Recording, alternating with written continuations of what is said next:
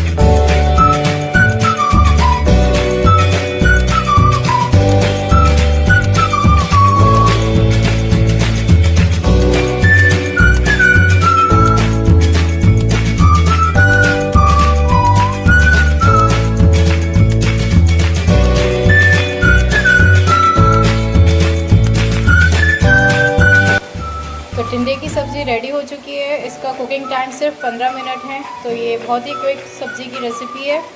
आप इसे ज़रूर ट्राई कीजिएगा और हमारे चैनल को सब्सक्राइब करना मत भूलिएगा। Thank you.